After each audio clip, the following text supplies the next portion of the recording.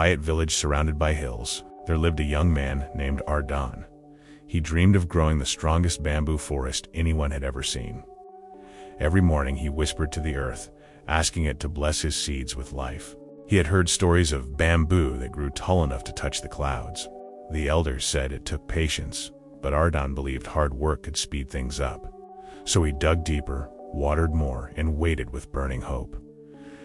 Days turned into weeks, and the soil remained still. No green shoots, no sign of life. His friends laughed. "Maybe you planted dead seeds," they teased. Ardan smiled weakly, hiding the sting in his heart.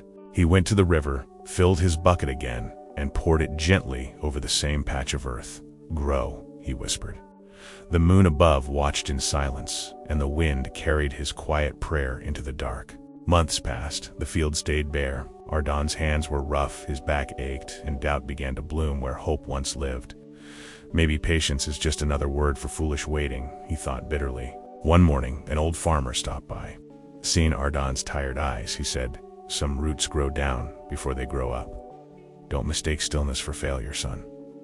Ardan nodded, though his heart felt heavier than the soil itself. Every dawn, Ardan fought between quitting and continuing. The urge to give up was loud, but the old man's words echoed louder. So he kept watering, even when hope felt like a fragile dream slipping through his fingers. Rain came, then drought. Seasons changed their colors, and still nothing rose. The villagers mocked him openly now. "He waters dirt," they laughed. Ardan clenched his fists, fighting tears he refused to let fall. At night, under the stars, he would sit beside his silent field and ask, "Am I wasting my life on something that will never happen?" The silence answered softly, reminding him of the promise buried beneath. One morning, after nearly 5 years, he noticed a tiny green shoot pushing through the soil. It was barely a finger tall, trembling under the wind. But to Ardan, it looked like the first sunrise after a long night. He dropped to his knees, tears streaming freely. "You're alive," he whispered. That fragile sprout was proof that his patience hadn't been in vain. The world might move slowly, but it hadn't forgotten him. From that day, he cared for it with renewed faith. Each droplet of water carried gratitude instead of doubt. Each sunrise brought peace instead of pressure. He began to understand that time was not his enemy. Weeks later, more shoots appeared, spreading across the field. What once was emptiness became a promise in motion. The same people who mocked him now watched quietly, unable to explain what they saw. The bamboo began to grow, faster and stronger than any plant in the village. Each day it stretched higher, like it had been storing strength during those silent years beneath the ground. Ardan realized the truth. Greatness takes time, not because the world is slow, but because the foundation must be deep. Those unseen years were not wasted. They were necessary. He looked at the tall bamboo swaying in the wind and whispered, "You were growing all along, weren't you?" It was as if the earth itself replied, "I was preparing you too, not just the seeds." The villagers came to admire his forest. They asked for his secret. Ardan smiled and said, "Water your dreams even when nothing grows. The roots of success are invisible at first." The children played under the shade of his towering bamboo. The laughter filled Ardan's heart with warmth. The same soil that once mocked his patience now carried beauty he never thought possible. Years later, he became a teacher to young farmers, telling them, "Patience is not waiting, it's believing while working." His words planted seeds of hope in every heart that listened. Yet deep inside, Ardan felt something unfinished, a quiet calling beyond the forest. The lesson of patience had only begun, and destiny was preparing to test him again in ways he could never imagine. Years passed, and Ardan's bamboo forest became the pride of the village. Travelers came from afar to see the man who turned barren land into paradise. Yet within him, a new silence began to grow, one that patience alone couldn't answer. The river that once fed his field began to dry. The air grew hotter, harsher. The sky refused to rain. Ardan walked through his forest, touching the dry stalks. "You stood by me," he whispered. "Now it's my turn to stand by you."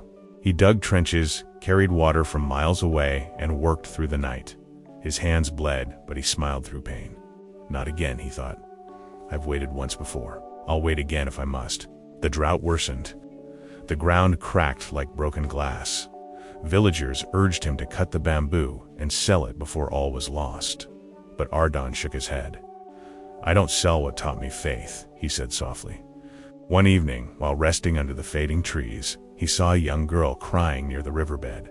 "Why are you sad?" he asked. She replied, "My father's field is dying.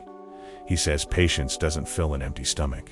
Ardan looked into her tearful eyes and felt a memory awaken, the hopeless boy who once waited for a sprout. He smiled gently. "Maybe not today," he said, "but patience feeds the soul that builds the future." The girl visited him every morning, helping carry water. Together they kept the forest alive, though it grew weaker each day. Still, they never missed a dawn. Patience is easier when shared, Ardan thought. Then one night, a furious storm arrived. Wind tore through the sky like rage unleashed. Trees broke, roofs flew, and thunder swallowed the land. Ardan ran into the forest, shouting, "Hold on!" Lightning struck nearby. Rain poured like endless grief. He shielded the young girl under his cloak as the bamboo bent, screamed, and fell. The forest that had taken years to grow was being torn apart in minutes. When dawn came, the storm was gone, but so was the forest. Ardan stood among the ruins, numb and silent. The air smelled of loss. "Everything I built," he whispered, "gone again." The girl touched his hand and said, "You told me patience builds the future. Maybe it's not lost, it's just beginning again." Her voice trembled, yet her hope was steady, like light after darkness.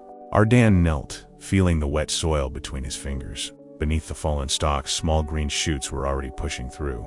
Life was returning, quietly, stubbornly. He laughed through tears. "You never stopped growing."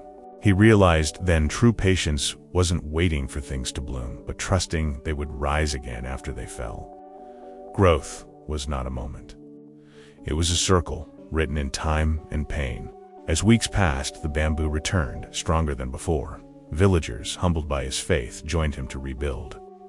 The girl's laughter filled the air, echoing through the reborn forest like music. One evening, standing under the tall bamboo, Ardan told her, the storm took what was seen, but it couldn't touch what was rooted. That's where strength lives, beneath the surface. He began teaching the villagers not just how to grow crops, but how to grow courage. Every seed, he said, is a lesson in disguise. Some bloom fast, others bloom when your heart is ready. His story spread beyond the valley. Travelers came not for the bamboo, but for his words. He welcomed them all, saying, "The world moves at its own pace. Our task is to keep watering no matter what." Years later, when the girl had grown into a wise woman, she built a small school near the forest. On its gate, she carved his words, "Great results take time, but patience makes the waiting beautiful." Old and frail, Ardan walked through the forest one last time. The wind whispered through the leaves like an old friend. He smiled. "I waited for you," he said to the trees, "and you waited for me." When the sun set that evening, golden light bathed the bamboo in fire. The forest stood taller than ever, a living memory of patience, proving that the longest waits grow the strongest roots.